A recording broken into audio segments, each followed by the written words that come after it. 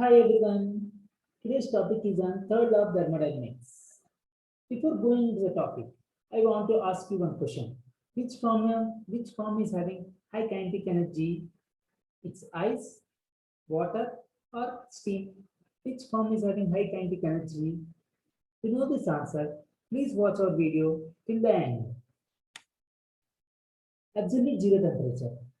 Absolute zero temperature is very cold temperature. At this temperature, the atoms and molecules gets freeze. The molecules inside the substance will not move at all. Even they won't vibrate or oscillate. This absolute zero temperature value is 0 degree Kelvin. In degree centigrade, it is minus 273.15 degrees centigrade. In Fahrenheit, it is minus 459.67 degrees Fahrenheit. Is absolute zero temperature possible? According to second law of thermodynamics. Friends, if you have not seen our video on second law of thermodynamics, please click the link in the description. If you come to here, according to second law of thermodynamics, heat always flows from hot body to cold body.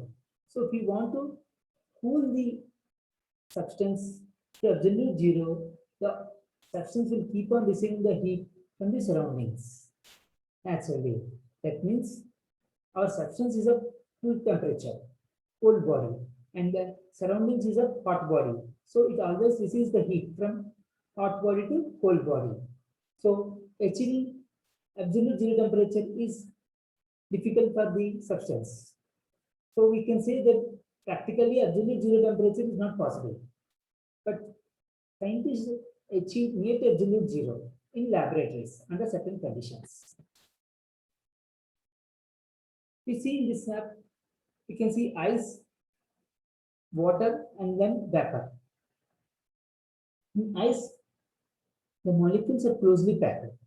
That means the movement is very less. Whereas in water, the movement of the molecules is more. In vapor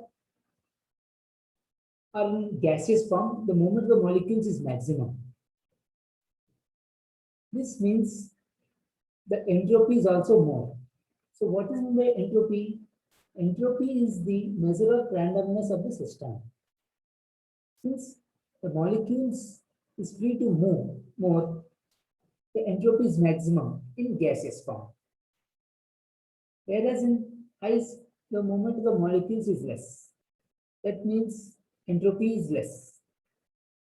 So you see, when the increase in the temperature, that means ice converted into water, water converted into vapor. So when the temperature increases, this conversion takes place. The entropy is also increasing here. The reverse means the vapor, when we condense it becomes water. If you condensate the water, then it becomes ice. If you decrease the temperature, the entropy also got decreases. But the entropy is not zero here. So you will have a doubt. Can the entropy will be zero? Yes. It may or may not be possible. So the entropy can be zero at what temperature? Also, you will have a question. Third law of thermodynamics gives that answer. The entropy of a pure crystalline substance is zero at absolute zero temperature. This means the substance is pure crystalline and the temperature is absolute zero. Then the entropy value is zero. This statement is given by Nernst. That's why it is called Nernst law. Friends, I have discussed about absolute zero temperature. That is nothing but 0 degree Kelvin. So what is pure crystalline substance? This is the atom's representation of pure crystalline substance. In pure crystalline substance, the atoms are of same size and they are properly arranged in order. That means they are equidistant to each other. Then only we can call this system as the substance as perfect crystalline substance or pure crystalline substance. If the atoms are not of same size, there is some randomness or some movement in the molecules. There are some imperfections.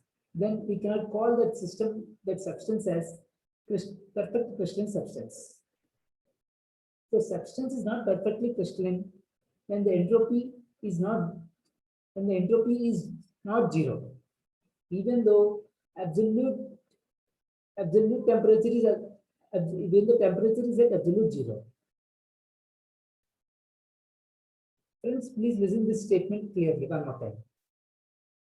The substance is not pure crystalline substance, then the entropy will not be zero, even the temperature is at absolute zero.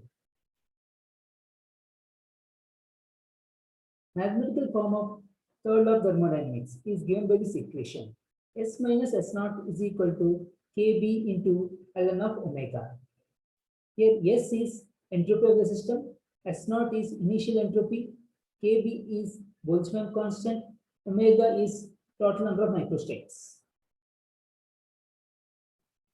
For a perfectly crystalline substance, omega is equal to 1. That is, total number of microstates is equal to 1. If you substitute this omega equal to 1 in the equation, then S minus S naught is equal to Kb into ln of 1. Then S minus S naught is equal to 0. Here the initial entropy of the system is taken as 0.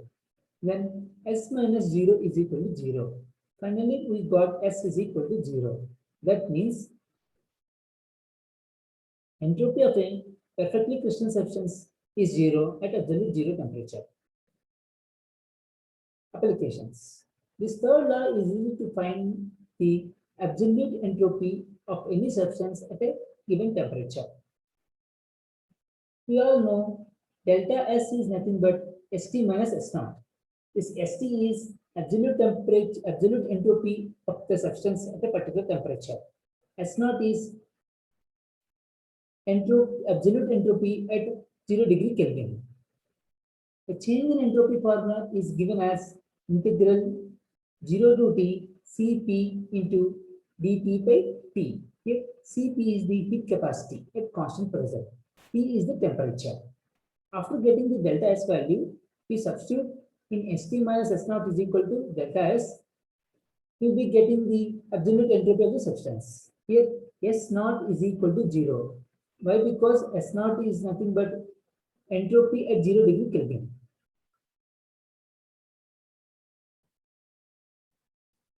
Hence, in the beginning of the video, I asked you one question. Which form is having higher kinetic energy? Ice, water, or steam? As we discussed, in gaseous form, the molecules, there is more movement of the molecules. That means the kinetic energy is more in gaseous form. So we can say that there is high kinetic energy in gaseous form than in ice and water. Friends, by this third law of thermodynamics, you have understand very well. Please like, share, and subscribe to our channel. Thank you.